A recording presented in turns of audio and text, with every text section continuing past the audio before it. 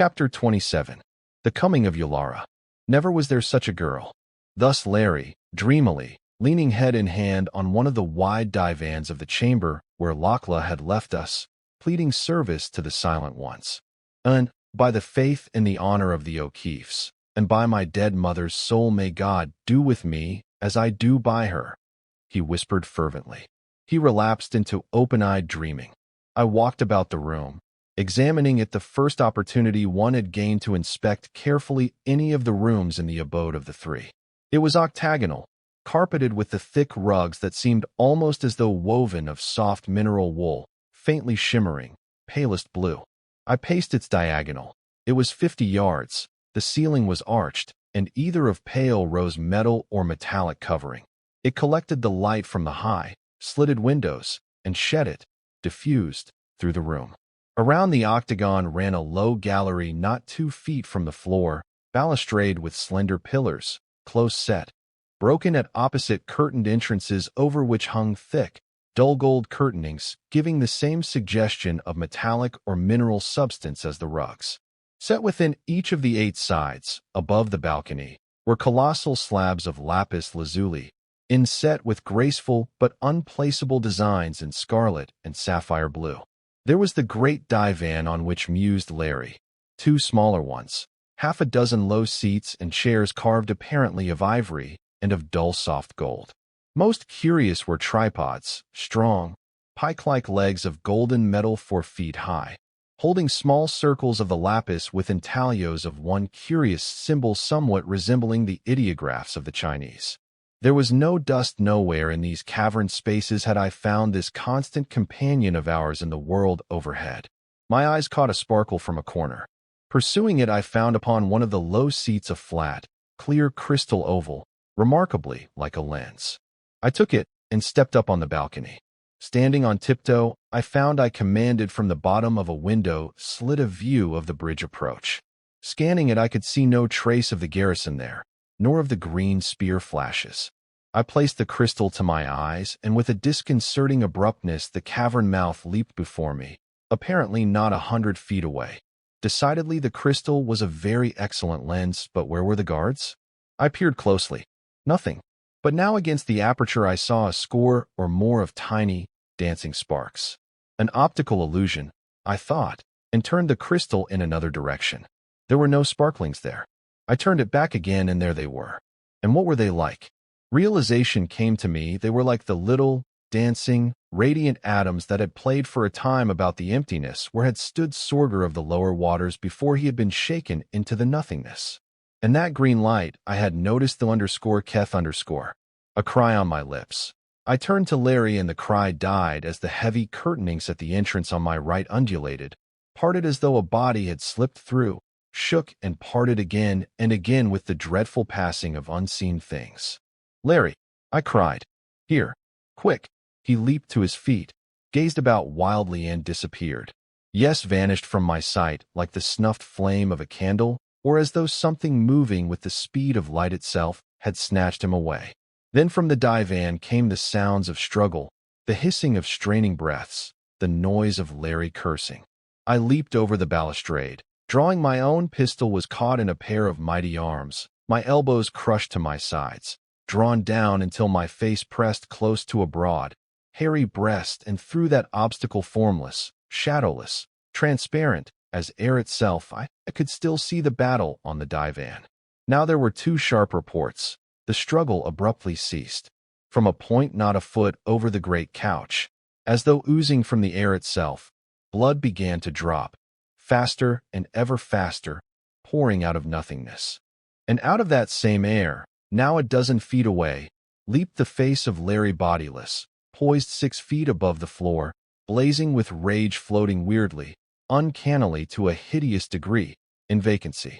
His hands flashed out armless. They wavered, appearing, disappearing swiftly, tearing something from him. Then there, feet hidden, stiff on legs that vanished at the ankles, striking out into vision with all the dizzy abruptness with which he had been stricken from sight, was the O'Keefe, a smoking pistol in hand. And ever that red stream trickled out of vacancy and spread over the couch, dripping to the floor. I made a mighty movement to escape. was held more firmly and then close to the face of Larry, flashing out with that terrifying instantaneousness even as had his, was the head of Yalara, as devilishly mocking as I had ever seen it, the cruelty shining through it like delicate white flames from hell and beautiful. Stir not, strike not until I command. She flung the words beyond her, addressed to the invisible ones who had accompanied her, whose presences I sensed filling the chamber. The floating, beautiful head, crowned high with corn silk hair, darted toward the Irishman. He took a swift step backward. The eyes of the priestess deepened toward purple, sparkled with malice. So, she said. So, you thought you could go from me so easily. She laughed softly. In my hidden hand, I hold the _Keth_cone, she murmured. Before you can raise the death tube, I can smite you in will. And consider, _Larry_, if the handmaiden, the _Choya_ comes, I can vanish so. The mocking head disappeared, burst forth again. And slay her with the or bid my people seize her, and bear her to the Shining One. Tiny beads of sweat stood out on O'Keefe's forehead, and I knew he was thinking not of himself, but of Lachla. What do you want with me, Yalara? He asked hoarsely. Nay, came the mocking voice. Not Yalara to you, call me by those sweet names you taught me, honey of the wild bis, net of hearts. Again her laughter tinkled. What do you want with me? His voice was strained, the lips rigid. Ah, you are afraid, Larry. There was diabolic jubilation in the words. What should I want but that you return with me? Why else did I creep through the lair of the dragon worm and pass the path of perils, but to ask you that? And the _Choya_ guards you not well. Again she laughed. We came to the cavern's end, and there were her _Aka_. And the _Aka_ can see us as shadows. But it was my desire to surprise you with my coming, Larry. The voice was silken, and I feared that they would hasten to be first to bring you that message to delight in your joy. And so, Larry_, I loosed the _Keth_ upon them and gave them peace and rest within the nothingness. And the portal below was open almost in welcome.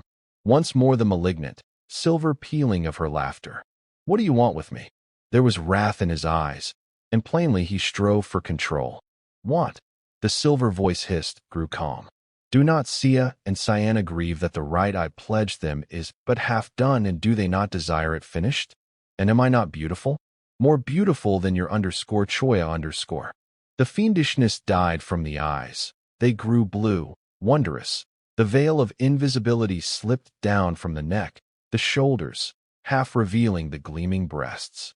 And weird beyond all telling was that exquisite head and bust floating there in air, and beautiful, sinisterly beautiful beyond all telling, too. So even might Lilith, the serpent woman, have shown herself tempting Adam. And perhaps, she said, perhaps I want you because I hate you. Perhaps because I love you, or perhaps for Luger, or perhaps for the Shining One. And if I go with you, he said it quietly, then shall I spare the handmaiden, and who knows? Take back my armies that even now gather at the portal, and let the silent ones rot in peace in their abode from which they had no power to keep me. She added venomously. You will swear that, Yalara, swear to go without harming the handmaiden, he asked eagerly. The little devils danced in her eyes. I wrenched my face from the smothering contact. Don't trust her, Larry, I cried, and again the grip choked me. Is that devil in front of you or behind you, old man? He asked quietly, eyes never leaving the priestess. If he's in front, I'll take a chance and wing him, and then you scoot and warn Lachla. But I could not answer, nor, remembering Yulara's threat, would I, had I been able. Decide quickly. There was cold threat in her voice. The curtains toward which O'Keefe had slowly, step by step, drawn close, opened. They framed the handmaiden. The face of Yulara changed to that Gorgon mask that had transformed it once before at sight of the golden girl. In her blind rage, she forgot to cast the occulting veil. Her hand darted like a snake out of the folds, poising itself with the little silver cone aimed at Lachla. But before it was wholly poised, before the priestess could loose its force, the handmaiden was upon her. Swift as the lithe white wolf hound she leaped, and one slender hand gripped Yulara's throat, the other the wrist that lifted the quivering death. white limbs wrapped about the hidden ones. I saw the golden head bend. The hand that held the _Keth swept up with a vicious jerk. Saw Lochla's teeth sink into the wrist, the blood spurt forth, and heard the priestess shriek. The cone fell, bounded toward me. With all my strength I wrenched free the hand that held my pistol, thrust it against the pressing breast, and fired. The clasp upon me relaxed. A red rain stained me. At my feet a little pillar of blood jetted. A hand thrust itself from nothingness, clawed, and was still. Now Yulara was down, Lochla meshed in her writhings and fighting like some wild mother whose babes are serpent-menaced. Over the two of them, astride, stood the O'Keefe, a pike from one of the high tripods in his hand thrusting, parrying, beating on every side, as with a broadsword against poniard-clutching hands that thrust themselves out of vacancy, striving to strike him, stepping here and there, always covering, protecting Lochla with his own body, even as a caveman of old who does battle with his mate for their lives. The sword club struck, and on the floor lay the half-body of a dwarf, writhing with vanishments and reappearings of legs and arms. Beside him was the shattered tripod from which Larry had wrenched his weapon. I flung myself upon it, dashed it down to break loose one of the remaining supports, struck in mid-fall one of the unseen, even as his dagger darted toward me. The seat splintered, leaving in my clutch a golden bar. I jumped to Larry's side, guarding his back, whirling it like a staff, felt it crunch once-twice through unseen bone and muscle. At the door was a booming. Into the chamber rushed a dozen of the frogmen. While some guarded the entrances, others leaped straight to us, and forming a circle about us began to strike with talons and spurs at unseen things that screamed and sought to escape. Now here and there about the blue rugs great stains of blood appeared, heads of dwarfs, torn arms and gashed bodies, half occulted, half revealed. And at last the priestess lay silent, vanquished, white body gleaming with that uncanny fragmentariness from her torn robes. Then O'Keefe reached down, drew Lochla from her. Shakily, Yulara rose to her feet.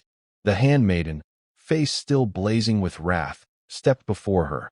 With difficulty, she steadied her voice. "Yulara," she said, "you have defied the Silent Ones. You have desecrated their abode. You came to slay these men who are the guests of the Silent Ones and me, who am their handmaiden. Why did you do these things?" "I came for him," gasped the priestess. She pointed to O'Keefe. "Why?" asked Lochla. "Because he is pledged to me," replied Yulara, all the devils that were hers in her face. "Because he wooed me.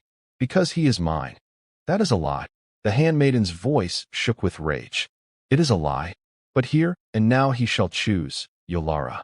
And if you he choose, you and he shall go forth from here unmolested for Yulara. It is his happiness that I most desire. And if you are that happiness, you shall go together. And now, Larry, choose."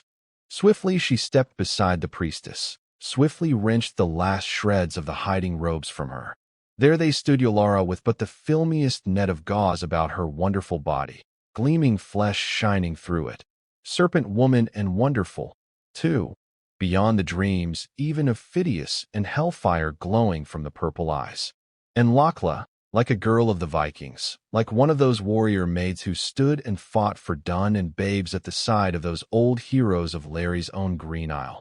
Translucent ivory lambent through the rents of her torn draperies, and in the wide, golden eyes flaming wrath, indeed not the diabolic flames of the priestess, but the righteous wrath of some soul that looking out of paradise sees vile wrong in the doing. Lochla, the O'Keefe's voice was subdued, hurt. "There is no choice. I love you, and only you, and have from the moment I saw you. It's not easy this. God, Goodwin, I feel like an utter cad," he flashed at me. "There is no choice, Lochla," he ended, eyes steady upon hers. The priestess's face grew deadlier still. "What will you do with me?" she asked. "Keep you," I said, "as hostage." O'Keefe was silent. The golden girl shook her head. "Well would I like to." Her face grew dreaming. "But the Silent Ones sing thunders. They bid me let you go, Yulara." "The Silent Ones," the priestess laughed. You Lochla? You fear, perhaps, to let me tarry here too close." Storm gathered again in the handmaiden's eyes. She forced it back. "No," she answered. The silent ones so command and for their own purposes. Yet do I think, Yalara, that you will have little time to feed your wickedness. Tell that to Lugaran to your shining one, she added slowly. Mockery and disbelief rode high in the priestess's pose. Am I to return alone like this? She asked. Nay, Yalara, nay, you shall be accompanied, said Lakla, and by those who will guard and watch under for you well. They are here even now. The hangings parted, and into the chamber came Olaf and Raider. The priestess met the fierce hatred and contempt in the eyes of the Norseman and for the first time lost her bravado. Let not him go with me. She gasped, her eyes searched the floor frantically. He goes with you, said Lakla, and threw about Yalara a swathing that covered the exquisite, alluring body. And you shall pass through the portal, not skulk along the path of the worm. She bent to Raider, whispered to him. He nodded. She had told him, I supposed, the secret of its opening. Come, he said, and with the ice-eyed giant behind her, Yalara, head bent, passed out of those hangings through which, but a little before, unseen, triumph in her grasp, she had slipped. Then Lakla came to the unhappy O'Keefe, rested her hands on his shoulders, looked deep into his eyes. Did you woo her, even as she said, she asked. The Irishman flushed miserably. I did not, he said. I was pleasant to her, of course, because I thought it would bring me quicker to you, darling. She looked at him doubtfully. Then, I think you must have been very pleasant, was all she said, and leaning, kissed him forgivingly straight on the lips. An extremely direct maiden was Lakla, with a truly sovereign contempt for anything she might consider non-essentials. And at this moment I decided she was wiser even than I had thought her. He stumbled, feet vanishing, reached down and picked up something that in the grasping turned his hand to air. One of the invisible cloaks, he said to me. There must be quite a lot of them about. I guess Yalara brought her full staff of murderers. They're a bit shop-worn, probably, but we're considerably better off with them in our hands than in hers. And they may come in handy, who knows. There was a choking rattle at my feet. Half the head of a dwarf raised out of vacancy, beat twice upon the floor in death throes, fell back. Lakla shivered, gave a command. The frogmen moved about, peering here and there, lifting unseen folds, revealing in stark rigidity torn form after form of the priestess's men. Lakla had been right. Her aka were thorough fighters. She called, and to her came the frogwoman who was her attendant. To her the handmaiden spoke, pointing to the batrachians who stood, paws and forearms melted beneath the robes they had gathered. She took them and passed out more grotesque than ever, shattering into streaks of vacancies, reappearing with flickers of shining scale and yellow gems as the tattered pennants of invisibility fluttered about her. The frogmen reached down, swung each a dead dwarf in his arms, and filed, booming triumphantly away. And then I remembered the cone of the Keth which had slipped from Yulara's hand. Knew it had been that for which her wild eyes searched. But look as closely as we might, search in every nook and corner as we did, we could not find it. Had the dying hand of one of her men clutched it, and had it been borne away with them? With the thought, Larry and I raced after the scaled warriors, searched every body they carried. It was not there. Perhaps the priestess had found it, retrieved it swiftly without our seeing. Whatever was true, the cone was gone. And what a weapon that one little holder of the shaking death would have been for us.